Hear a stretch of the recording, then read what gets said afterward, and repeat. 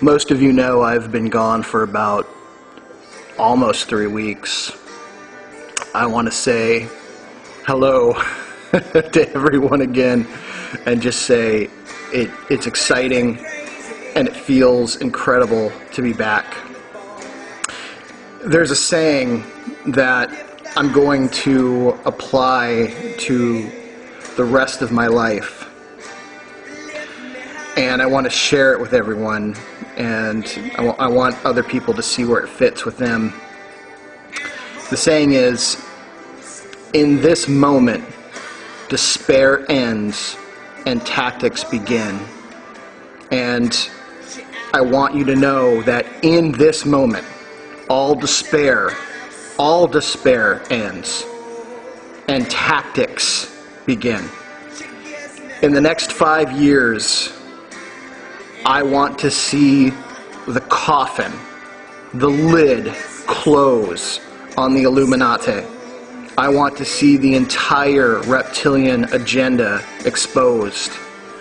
I want a revolution of spiritually and physically formidable people, humans who have embraced their higher selves and who stand ready to do rough justice for the sake of freedom and liberty. Our world is on the brink. For a while there, we were doomed.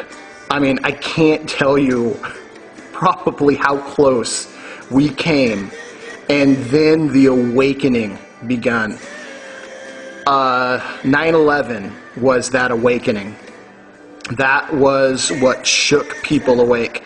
And what's funny is the Illuminati felt that would be the final nail in our coffin. That from 9/11 on, we'd be theirs. We would just crumple. How wrong were they? How wrong were they?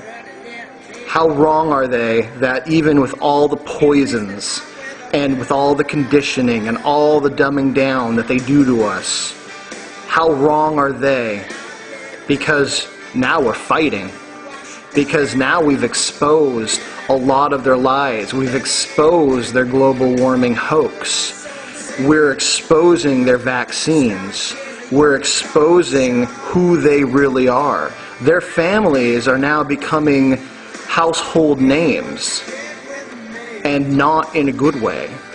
How wrong are they that we would not stand up and we would not come after them?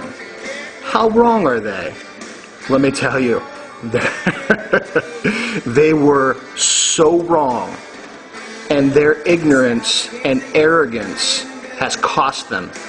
Because we're not ignorant or arrogant. We know that they are capable of fighting back, and we know that they will. But they have overreached. And in their overreaching, we are applying the principles of push and pull. They've pushed too far.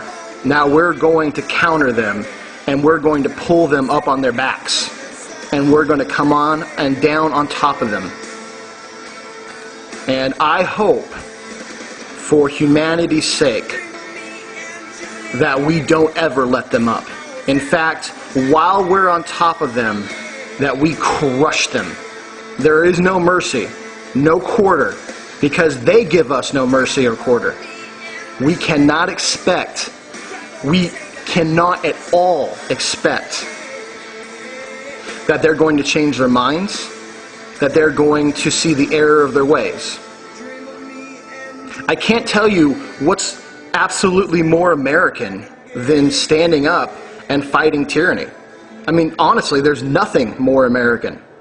I mean, this is what America was built on. And so, man, if you're bored with us, right now's the time. Right now's the time. I've spent the last 2 weeks alone for the most part, deep in the wilderness. I can't tell you where. I want to so bad come out and show you who I am. I want so bad to step in front of that camera and just say, this is me. And because I feel like, even though I'm releasing a lot of information that has definitely been part of a secret society, that it's the last bit, for me to be fully transparent. Because I want all the information to be transparent. I want you to use it, but I just don't want to be thought of as the face of it, I mean, it's not me telling you what to do. It's me giving you this information and run with it. Go, run with it. Take it. Find your inner hero.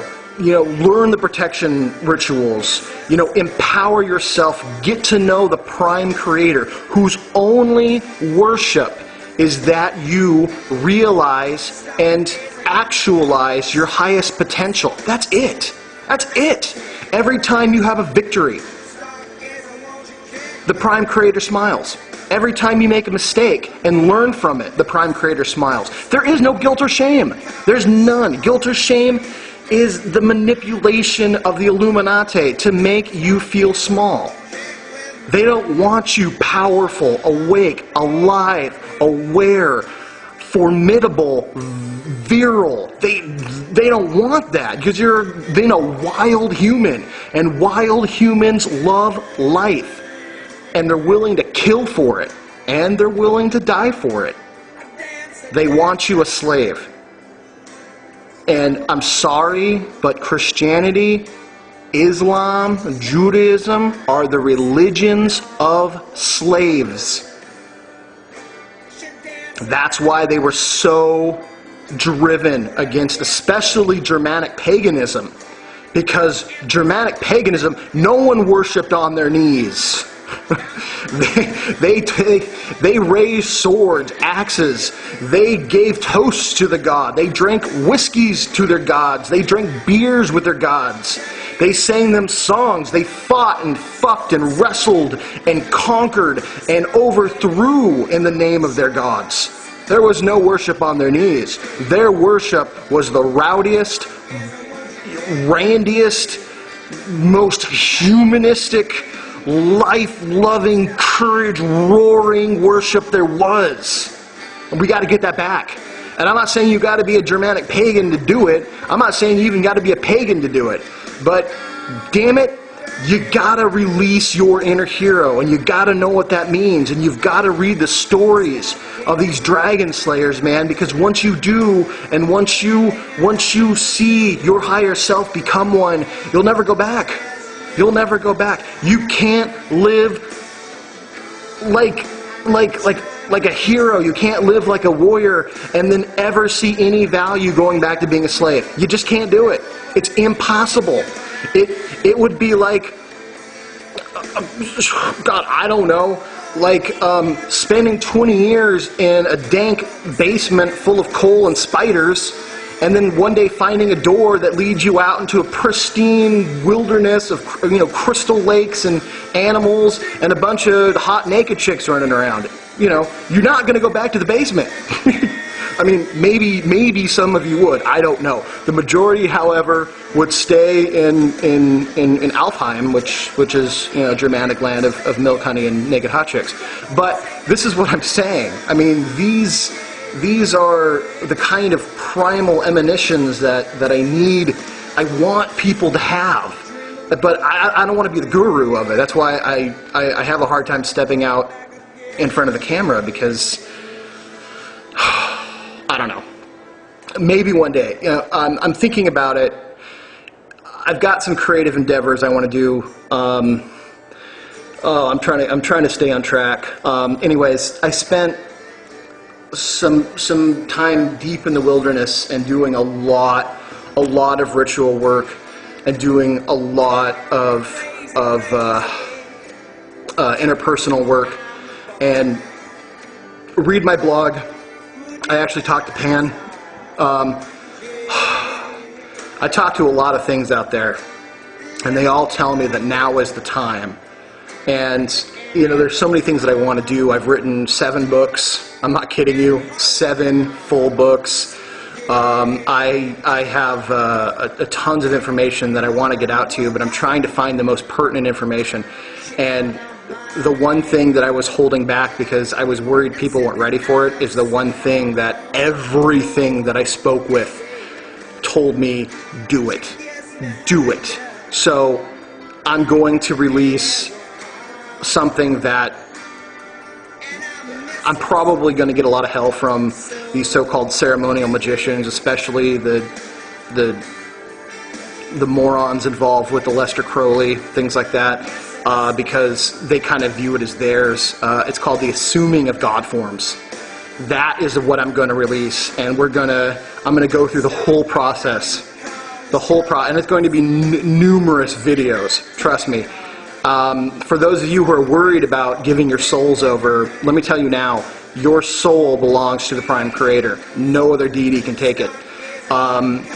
This bullshit of hell, let me tell you, the Christians stole the concept of hell from the Germanic pagans. All right? The word hell is the name of their underworld goddess. And the big fiery furnace comes from the book Dante's Inferno. There is no reference to fire and brimstone in the Bible, and in Dante's Inferno there are numerous levels of hell, not all of them fiery, and they were all symbolic punishments.